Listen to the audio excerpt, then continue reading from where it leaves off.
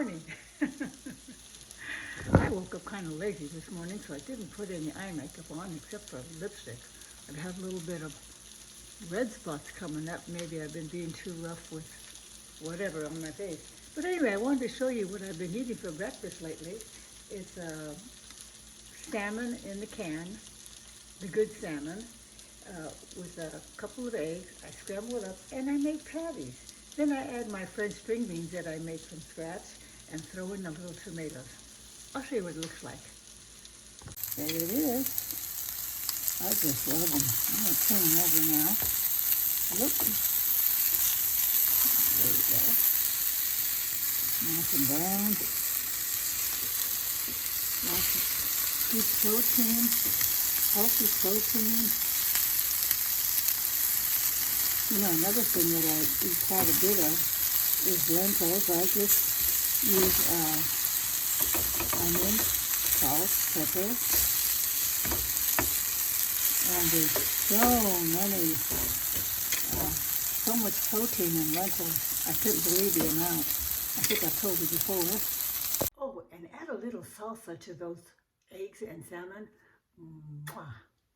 I told you that before. So, last night I cut my hair, took off about 5 inches. There you go.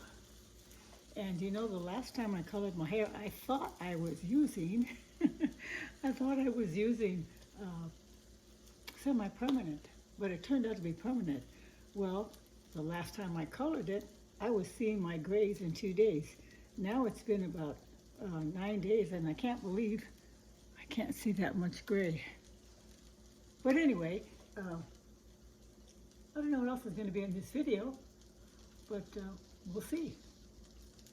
Okay, so I sat down to eat, took a couple of bites, and I was thinking, well, I said this is a chit-chat breakfast, so let me do a little chit-chatting. Okay, first of all, I've got notes here. You know, when you get older, you got to have notes. Okay, I told you about my coloring my hair, and you know, I really have wanted to go white again because I did have a very pretty white color gray hair. And after seeing Bonnie's pictures when we went to our 80s show, I thought, yeah, you know, that does look good. And because I want to look more like twins, because lately we have been practicing songs that we used to do, songs that I used to do, and then her songs that she used to do.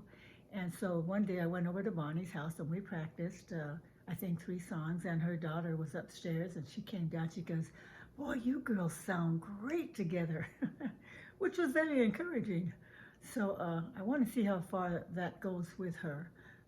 We're both so used to being, well, I'm used to being a soloist, and she is too. It was more of a hobby for her, but as you know, or don't know, I worked in the music business for a number of years, writing songs and singing with bands, and then getting my own band together. And I had a great time. Unfortunately, disco came in, and they didn't hire bands anymore. So I went to work, did numerous kinds of jobs, and then started writing gospel music.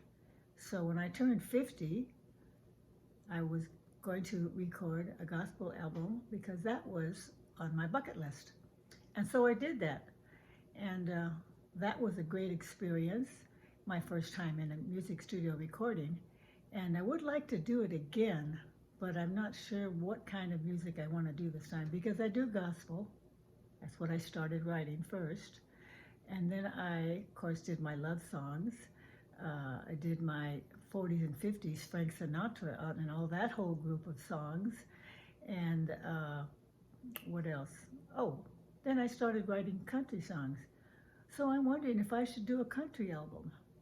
I have enough for a whole album.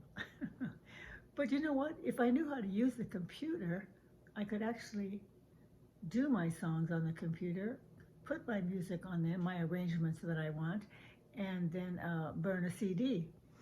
But I need help with that. Do you know anybody? Or do you know a location on YouTube that would be hopefully, you know, simple enough for me to comprehend? Anyway, in the meantime, I think what we're going to do is a rehab. Because when I went to the 80s concert, a gal approached me. Bonnie was playing the machines, and I had just come out of the concert to go to the restroom and also to take a picture at the photo booth, which they had for free.